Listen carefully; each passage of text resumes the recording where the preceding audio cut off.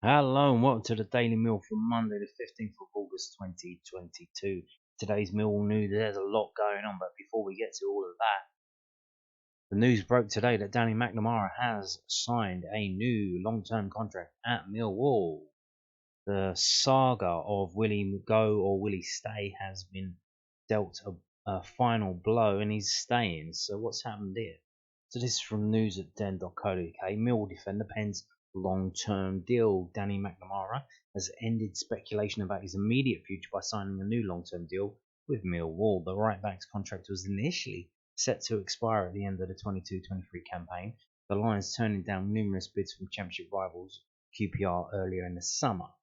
Manager Gary Rowett confirmed that the club had offered McNamara a new deal, but that the final decision remained with him and his agent over whether they opted to remain at the club.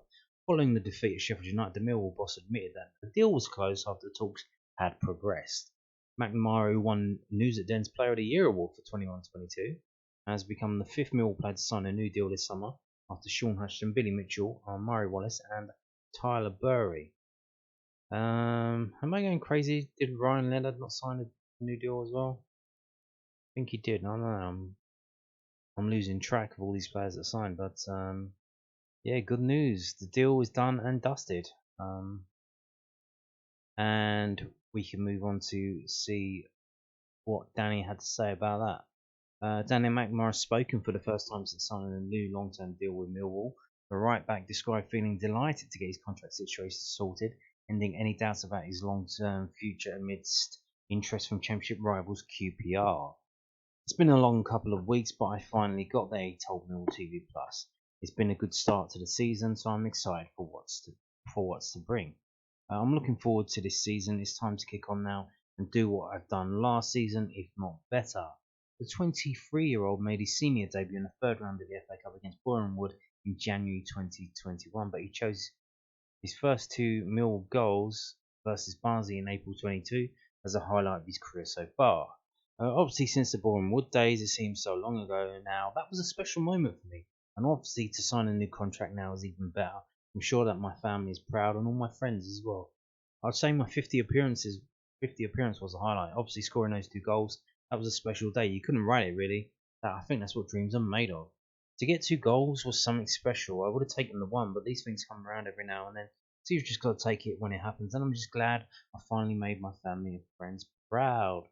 Discussing his route into the first team, McNamara highlighted the key figures who helped him to reach his current level within the club. It started in the under-16s with Larry McAvoy and Chris Perry. I just made my way through the ranks. Kevin Nugent, my under-23s manager, and obviously now with Gary Rowett, Paul Robinson and Alan Barrett, and Neil Harris before that as well. It's been quite a long, slow process, but I've got here now. It's time for me to kick on again and go again. Part of the aforementioned process involved going out on loan, which McNamara did 5 times before he made his debut for the Lions. He advises any young player who isn't near the starting lineup to do the same thing, specifically highlighting his stint at St Johnstone in 2021. If you're not in and around the first team at that sort of age, I'd say go out on loan. It's done me the world of good. It's not a bad thing. It obviously develops you a lot. With me going to St Johnstone with Callum Davison, he helped me out massively.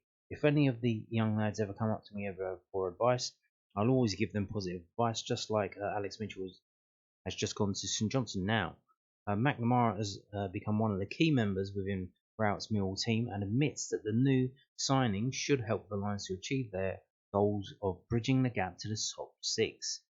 We've brought in some quality signings, only going to help us out this season, and hopefully that will push us on and up the table and to try and push for what to achieve. So the deal was done, and how was he gonna go to QPR? Was that a real possibility, or was that just speculation? Well, apparently they did make some bids, and just the day that Danny McNamara decided to sign his Millwall contract, that QPR signed a right back on loan, which isn't that interesting. So I guess we'll never really know what went on there, but I think it was a very real possibility that Danny McNamara was eyeing up a move to QPR, or at least his agent was, just to get himself more money in his pocket. So anyway, he's done now. He's signed. It's good, and we can crack on. So there you have it. Talking of signings, Millwall still making efforts to sign strikers. I told you in yesterday's video that there's speculation that they're trying to sign a different Everton striker, or a young Everton striker on loan. Well, we've had news from the Irish Mirror, the irishmirror.ie, that we made a couple of bids for this young man here, Aidomo Emakhu, who currently plays at Shamrock Rovers. This is an exclusive. Shamrock Rovers bat off championship interest in teen sensation Emakhu. Aidomo Emakhu has quickly established himself as a fan favourite at Tallaght Stadium, with his knack for scoring crucial goals, often off the bench, and also drawn interest from across the water. Millwall have been frustrated in 2 attempts this summer to sign striker Emakhu from Shamrock Rovers. The Lions have had a pair of bids for the 18-year-old sensation rejected by the League of Ireland champions. Emakhu has dazzled for the Hoops, particularly in Europe, where they've been in their where they have been in their bid to qualify for the group stages. The Ireland underage ace has scored twice so far off the bench, most recently in last week's crucial 2-1 win away to Scoopy. 2 other championship clubs are also interested, while there is even Premier League attention on the Dubliner. However, Emakhu has 18 months remaining on his Rovers deal and is in no rush to leave Tallaght Stadium. According to an insider, the ambitious youngster will only make his next move when the time is right, and at the moment he's fully focused on Rovers League and European bids. Just a reminder, the Irish League is a summer league, and we'll get into that now because we're going to go on to Aidomo Emakhu's whoscored.com page, and you can see here the Irish League. They had their Champions League, basically Super Cup they call it, between I think the league champions and the cup winners in February, and that's I think when the league started, and the league has been going March, April, May, June, July, and up to where we are now, 12th of August. The last game was against Derry City away, and he had 9 minutes, as you can see. So he's 18 years old. They've been bringing him on off the subs bench. In this game here against Finn Harps, against Sligo Rovers, and then against University College Dublin, they were 3-0 up and at half time, and they decided to bring the youngster on and gave him a whole second half to play some football, which is a nice luxury to have. They are the champions of the Ireland and one of the best teams in that league at the moment, and you can see here got a number of yellow cards after playing the whole of the second half, and then goes back to being on the bench and getting a few minutes. And after 20 or so games or so, probably just shy of that, he finally figures out where the goal is and scores a couple of goals. 3 goals in 4 games. He scores in the home game against Drogheda. He scores in a Champions League qualifying game against Ludogorets Razgrad, and I think they lost that tie because the next week they were playing in the Europa League qualifier. So I think they got knocked out of the Champions League qualifier, and obviously could get downgraded into Europa League. But before that, he played against Hibernians, which is not the Scottish Hibernians, it's the Maltese champions Hibernians. He come off the bench for them, didn't score, but 3-0 win and a 0-0, which is not good. So, yeah, the Irish champions seem to be doing quite well in Europe recently. We've had Dundalk, and now we've got Shamrock Rovers. So then they're not walkovers, they're not complete dog shit. They've got something about them. And he's got something about him because he's coming off the bench and scoring goals. And against Scoopy, away game, 2-1, he comes off the bench and scores and gets a yellow card. Comes off. Maybe he got the yellow card for celebrating. I don't know, but comes off the bench, scores, gets a yellow card, all in 9 minutes. Like, Not bad, huh? Hustle time. Let's get hustling. Let's get going. But yeah, so he's just started to score, and which is just what we could do with, which is a young player who's quite happy to sit on the bench, but come off the bench and knows where the goal is and they can score. But yeah, we've apparently made 2 bids for this young man and had both bids rejected. So, but like I said, it's a summer league. I'm not sure when it finishes. It might be around September time, maybe October, where it finishes. So that's the end of their season. So it wouldn't be beyond the realms of possibility that he could move on after the end of their season. So there you go. That's just one to note. So there you go. Aidomo Emakhu, young Irish man. Yeah, traditional Irish name there. Now I'm going to tell you. Obviously, we got 2 games tomorrow. Millwall. We got the under-21s, a home game, the first home game of the season against Barnsley, and we've got obviously the away game at Swansea City. And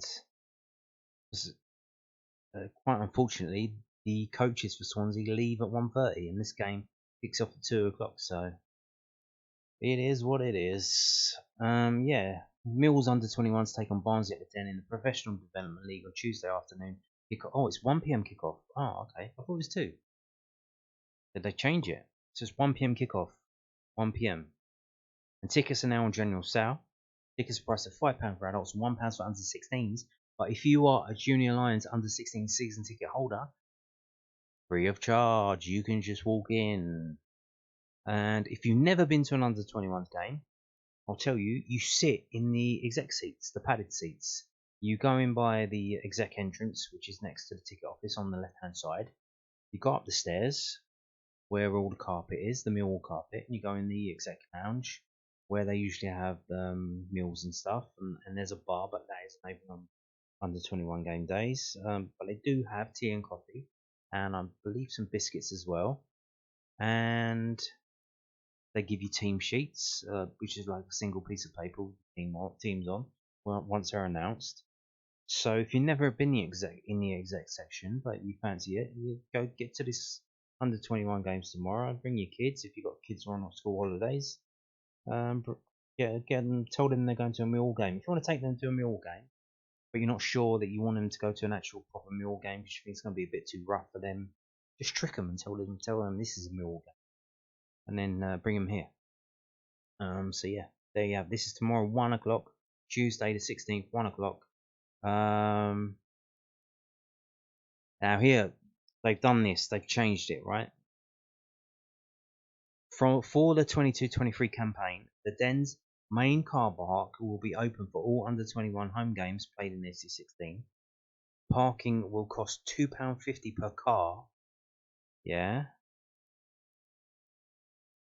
And they're saying you can give more if you want, because all the money that they collect on the gate for car parking will be going to the Lions Food Hub, organised by Karen Wilson and Shona Groves. So they're charging for parking this season. So bear that in mind. If you're a bit of a skinflint, find somewhere else to park and walk there. But the money is going to charity. Moving on, but there's not much to preview. I was going to tell you about the other thing, but I forgot to bring this up, so I'm going to pull this up now live. The Loan Watch.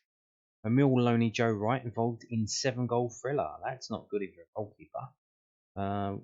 Joe Wright's Bath City recovered from a 3-1 down to defeat Eastbourne Borough 4-3 in the Vanarama National League South on Saturday afternoon, complete with a 95th minute winner. Wow, what a game to watch.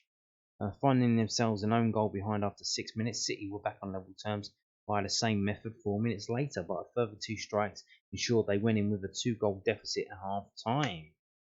However, an inspired performance after the restart saw the arrears reduced, the equaliser scored and a winner found before the final whistle went, securing 3 points at Twerton Park. So Joe Wright on a winning side there, but conceding 3 goals, all in the first half. So I guess the managers had a word with them at half time and they all sorted themselves out. Elsewhere, Ryan Sanford kept a clean sheet as Dover Athletic were 1-0 winners over Hungerford Town at the Crabble, whilst Alex Mitchell was involved in the 4-0 defeat for St Johnstone against Rangers at Ibrox. Yeah, sounds as that bad, but he didn't play that badly actually. He had a lot of defensive work to do that he did. You can see it if you go on Sports Scene on BBC iPlayer. You can see I've watched it already. Of course it's Rangers, so it's the first game on the Saturday highlights. Yeah, I was watching Alex. He didn't really do anything bad. There was one moment where he was trying to defend on the line, and the Rangers geezer put it through his legs. That's not on him. That's the ball should have been cut out before it got to him, but he was there on the line to try and last ditch defending, and went through his legs, and he kind of he wasn't happy about it. He was smashing the ground with his fist. Hopefully he didn't break his hand, because that would be a silly thing to do, but hopefully he's all right. Yeah, and he didn't play that badly. He got like a rating on WhoScored.com of 7+. I think it was 7.18, which when you lose 4-0 and you get a 7 out of 10, I mean, you're obviously doing something right. So, but it's literally a different league. Rangers and everyone else. Rangers and Celtic versus everyone else. So you just got to try and keep the score down. And to be honest, I think they did. Upcoming fixtures: Joe Wright's playing tomorrow against Bath's Hampton and Richmond Borough. Ryan Sanford is at home again against Tunbridge Angels. A bit of a Kent derby there, Dover versus Tunbridge, although they are quite far away from each other. And Alex Mitchell, his next game is at home to Aberdeen on Saturday, 3 p.m. kickoff. So there you go. That's the loan watch for this weekend. Now we're going to move on to previewing the Swansea City game. Tomorrow, 7:45 kickoff away in Aberdeen, Swansea. So this is the historical record of head-to-head between Millwall and Swansea from 11v11.com. Obviously, they were called Swansea Town back in the day, and now Swansea City. I've sorted it by the fixture, Swansea first. And not a happy hunting ground for Millwall. If you've been to Swansea and seen us win, you are one lucky SOB, because it doesn't happen that often. The last game was a 0-0, which is a good result for us there. Before that, we lost 2-1, and then before that, we actually won 1-0. And all in all, we've won 1, 2, 3, 4, 5, 6, 7 times at Swansea. 7 times only in about 20 or so games. So not a happy hunting ground for Millwall. We do lose quite a bit there, and we have drawn a fair few times as well. But what will it be tomorrow? Well, let's have a look. Now, David Prutton's predictions are not up yet, but we're going to look at this one from infogol.net for a change. So Swansea City are perhaps higher in the early league table than they should be, based on their initial performances. They were fortunate to beat Blackpool 1-0 in their last match, when they possibly deserved to lose based on chances created, but Oliver Ncham's late goal stole the win. So they stole that win. The Infogol model, this is like a gambling site model, forecasts a narrow Swansea City victory, with both sides getting on the score sheet. So basically 2-1. I don't know why I could say 2-1. So they think it's going to be 2-1 to Swansea. Okay. Fair enough. Now, this is from WhoScored.com. Let's go on the right hand side and look at the match facts. See them there? Swansea have kept a clean sheet in the last 3 matches against Millwall in all competitions. Yeah, because that's how they play. They're tippy-tappy. They pass it around at the back. They don't come forward. They do keep clean sheets. Millwall have failed to win in their last 7 away matches. Swansea are undefeated in 9 of their last 10 matches against Millwall in all competitions. So in the home and away games in all competitions, we've only beaten them once. 1 win in 10 games against Swansea. That's not very good, is it? 10%. Now, Swansea have failed to win their last 5 home matches. So we have Millwall, who failed to win in their last 7 away matches, and we've got Swansea, who failed to win in their last 5 home matches. I don't know about you, but this game's screaming out draw to me. 2 shit teams. Team that's shit at home and a team that's shit away. Let's split it and just draw. That's what it's looking like to me. So let's have a look at this home v away. Yeah, we kept a clean sheet once. They kept a clean sheet twice.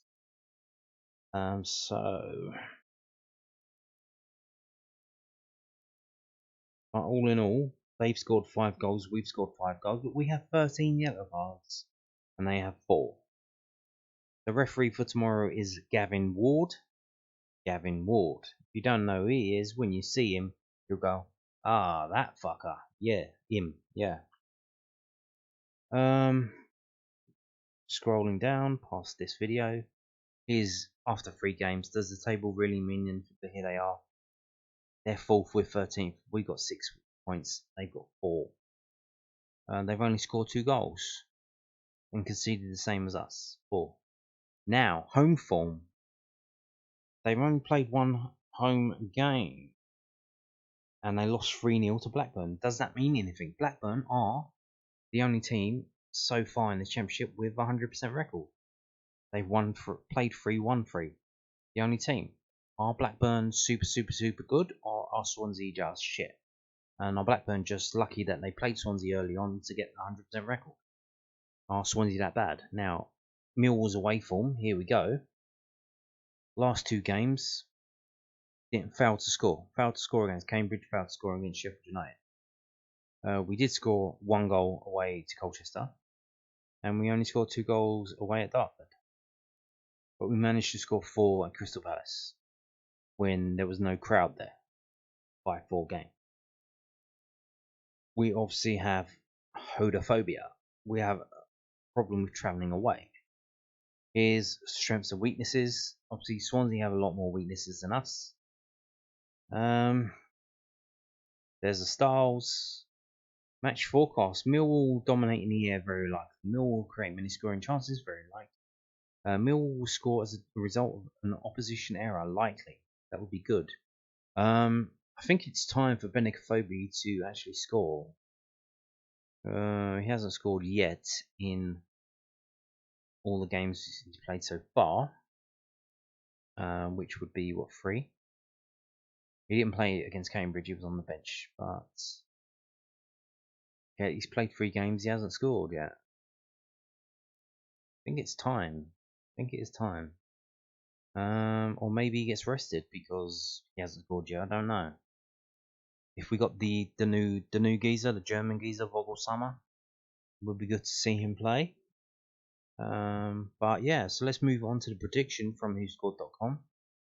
As we go down, they do have Jamie Patson missing, that is true. Okay. We've seen the match facts, let's get to the prediction. Swansea had goalkeeper Andy Fisher to thank at the weekend as he saved the Jerry Yates penalty before Oliver Nchan rounded off a sweet counter-attacking move to claim a late away victory. Russell Martin's side were winless in their opening 2 league games, but are now heading in the right direction. So the only game that they won it very, very late on, and they had to have the keeper save a penalty for them. And they won it 1-0. A Gustavo Hammer, red card gave Millwall a helping hand on Saturday as they came from 2-0 down to claim a 3-2 home win against Coventry. The Lions are operating at the top end of the table after winning 2 of their 3 opening league games. Not only that, we got lucky to be honest with you, we did get lucky with the injury to Mason Bennett because it allowed Tyler Berry to come on and play like Tyler Berry plays, without fear and abandonment and quite direct, which is what we like to see. But you can see, so if we look here on the right hand side, their best player so far this season is their goalkeeper. That tells you a lot, doesn't it? Although ours is 2 defenders, or 3 defenders basically, and our top scorer is a defender. We've only scored 2 goals from open play.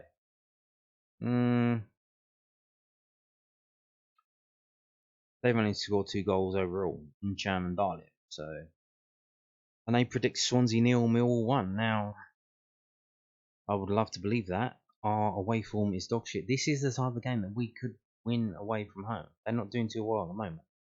This is a winnable away game, but like I said, this just screams draw. Oh, yeah, it's here. Look, this just screams draw. Millwall failed to win in the last 7 away matches, and Swansea failed to win in the last 5 home matches. That just screams to me two teams that are shit at home, one shit at home, one shit away. Going to be a draw. So what kind of draw? Sad to say, it's probably going to be a 0-0 draw. Yeah, I think it's going to be Swansea 0, Millwall 0. So there you have it. And on that note, thank you for watching, and goodbye.